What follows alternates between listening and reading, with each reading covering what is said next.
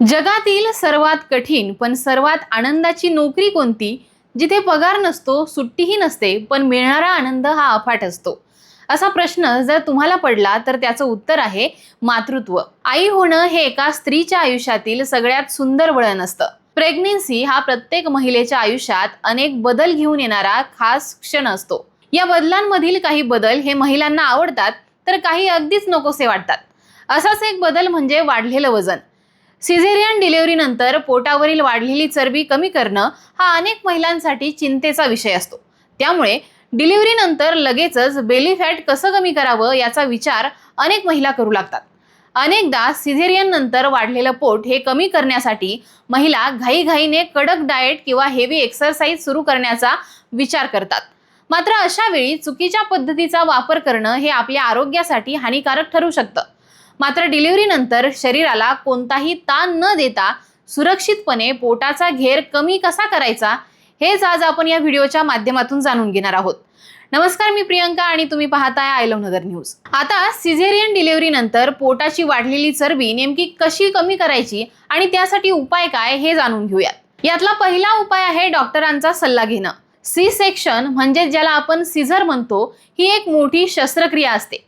त्यामुळे यातून सावरण्यासाठी लागणारा वेळ हा नॉर्मल डिलिव्हरीच्या तुलनेमध्ये थोडा जास्त असतो. सामान्यतः शस्त्रक्रियेनंतर पहिले 6 ते 8 आठवडे कोणताही जड व्यायाम न करण्याचा सल्ला हा डॉक्टरांकडून दिला जातो. प्रत्येक महिलेच्या शरीराची रिकव्हरी होण्याची क्षमता देखील ही वेगवेगळी असते. त्यामुळे कोणताही व्यायाम किंवा डाएट प्लॅन सुरू करण्यापूर्वी आपल्या डॉक्टरांचा सल्ला घेणं अनिवार्य आहे. जर तुम्हाला टाके घातलेल्या जागी वेदना, सूज किंवा कोणताही त्रास जाणवत असेल तर त्वरित तज्ज्ञांशी संपर्क साधा. यातला दुसरा उपाय आहे तो म्हणजे वॉकिंग. सिझेरियन डिलिव्हरी नंतर काही आठवड्यांनी डॉक्टरांच्या सल्ल्यानुसार तुम्ही हलकं वॉक सुरू करू शकता. सुरुवातीला दररोज 15 ते 20 मिनिटे संथ गतीने चालावं.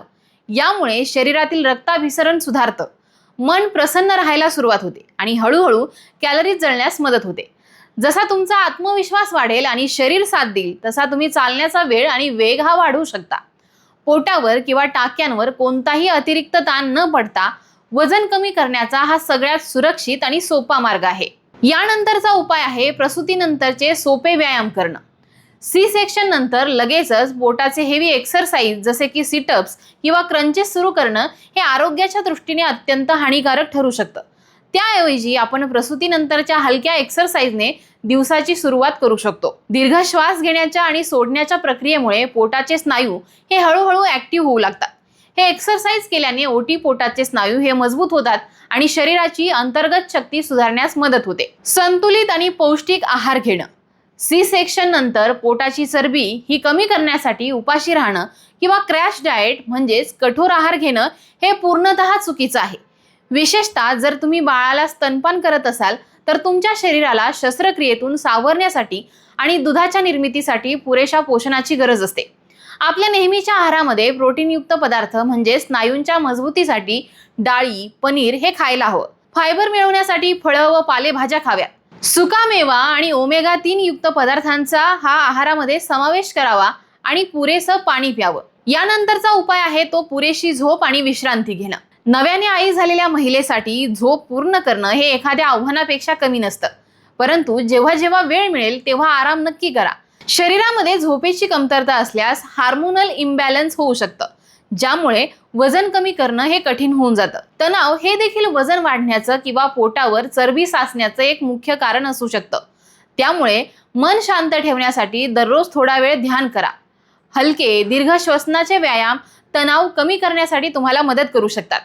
कुटुंबासोबत वेळ घालवा, ज्यामुळे तुम्हाला मानसिक आधार मिळेल आणि रिकव्हरी ही वेगाने होईल. मातांनो, सी सेक्शन नंतर पोटाचा घेर कमी करणं ही एक सावकाश चालणारी प्रक्रिया आहे. यासाठी संयम आणि सातत्य हे अत्यंत महत्त्वाचं आहे. त्यामुळे स्वतःच्या शरीराची तुलना ही इतरांशी करू नका, कारण प्रत्येक स्त्रीची रिकव्हरी ही वेगळी असते. योग्य आहार, हलका व्यायाम आणि डॉक्टरांचं मार्गदर्शन यांच्या मदतीने तुम्ही पुन्हा फिट होऊ शकता. सर्वात महत्त्वाचं म्हणजे या काळात स्वतःच्या आरोग्याला प्राधान्य नक्की द्या, म्हणजेच बाळ आणि तुम्ही दोघेही खुश राहाल.